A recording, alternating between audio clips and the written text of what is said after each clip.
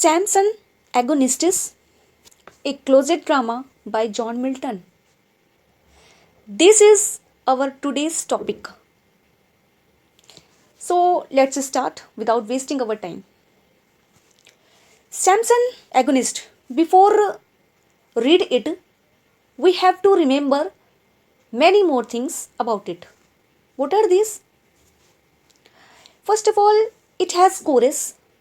इसमें आपको कोरस देखने को मिलेगा. दूसरा, ये क्लोजेट ड्रामा है. And what is closet drama?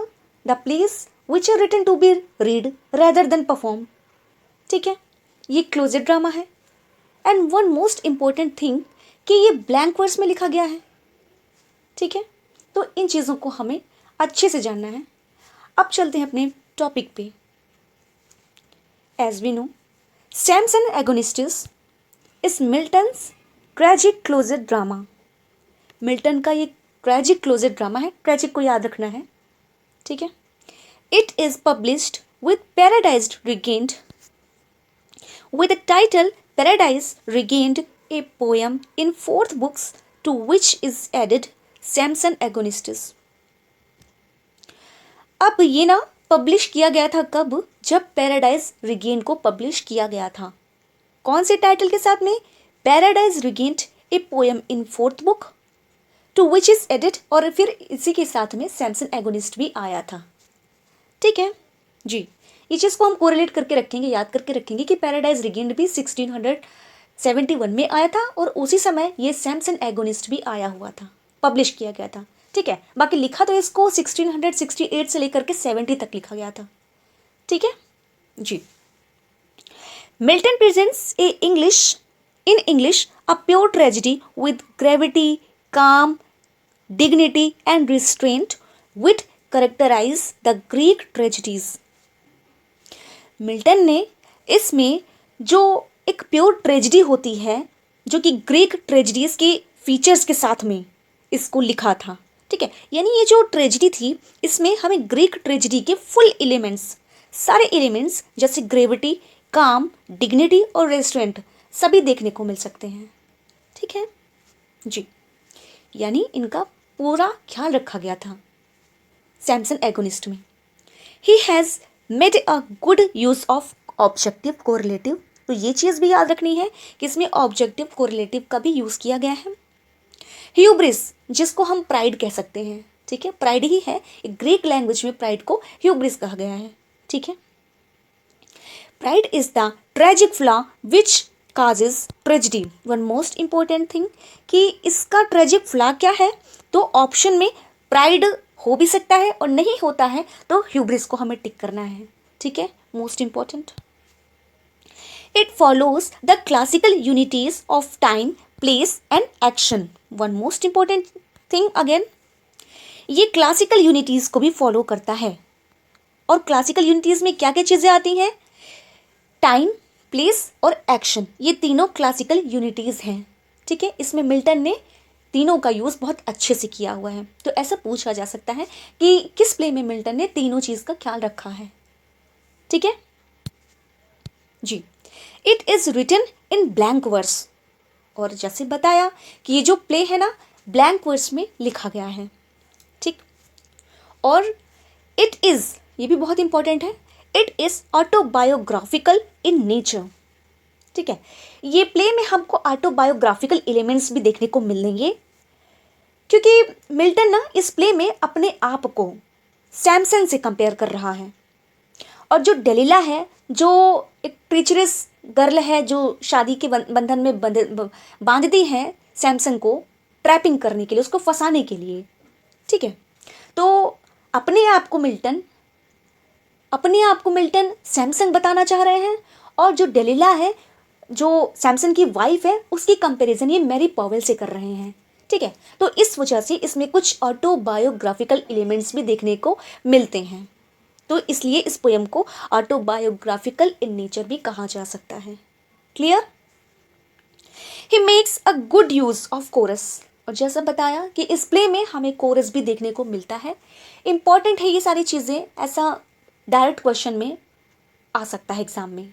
ठीक है, और बता देते हैं आपको कि जो कोरस है वो कोरस कहते कौन है? कोरस आपको पता है जो सिंगिंग करते हुए बताते हैं किसी सीन के बारे में। तो इसमें कोरस कहते कौन है? कोरस कहते हैं फ्रेंड्स ऑफ सैमसन, यानी सैमसन के जो फ्रेंड्स हैं वो कोरस कहते हुए दिखाए गए हैं। ठीक है, ऐसे भी क्वेश्चन आ सकता है अगर डीप पूछा जाएगा तो। ठीक है, चलिए अब थोड़ा समरी जो है ना सैमसन के बारे में हम इंक्वायरी करते हैं कि सैमसन एगोनिस्ट का थीम क्या है, या ये प्ले में कौन कौन सी कैरेक्टर्स हैं। ठीक है, ब्रीफली इंट्रोडक्शन देख लेते हैं। Samson is the son of मैनोआ।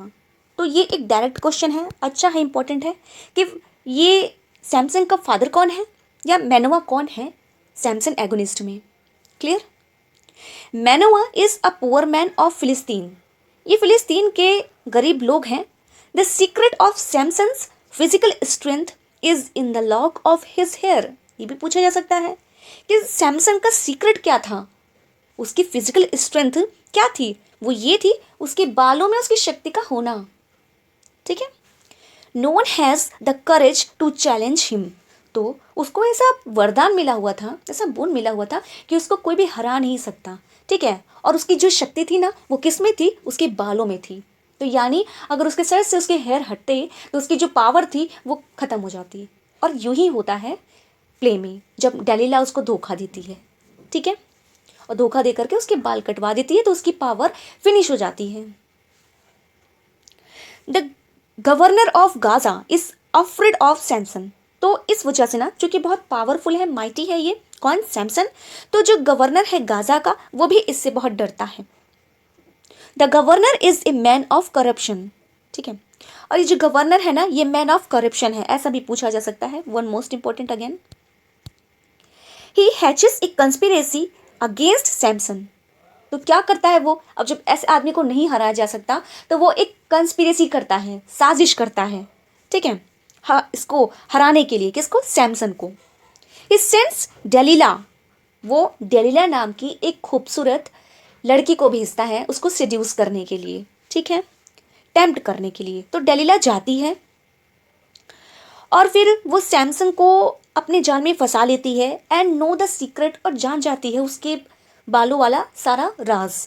ठीक है, Delilah tempts him with her beauty and knows the secret. Okay, Samson is arrested and is made blind with hot iron rods.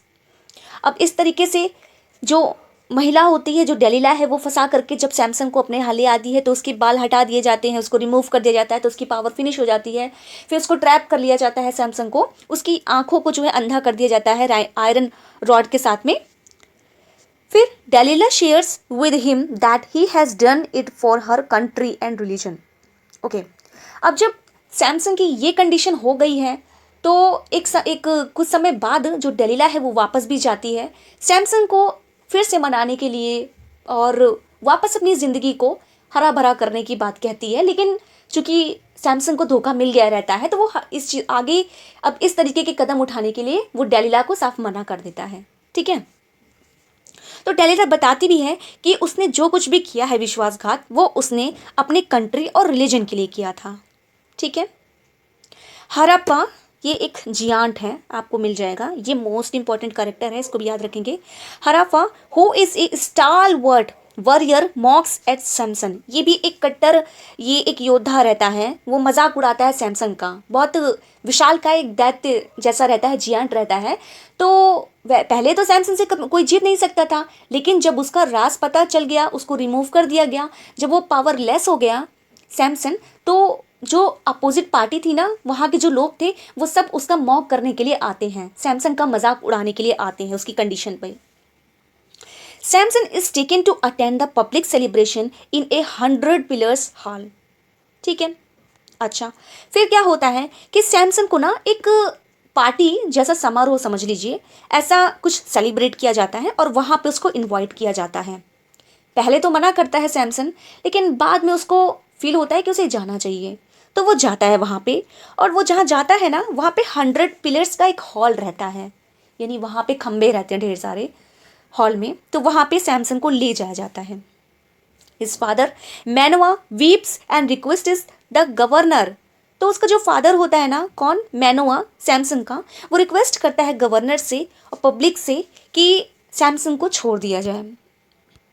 Samson feels insulted, और सैमसन ना अपने आप पे बहुत शर्मिंदा मतलब होता है, फील करता है, बहुत बेइज्जती फील करता है।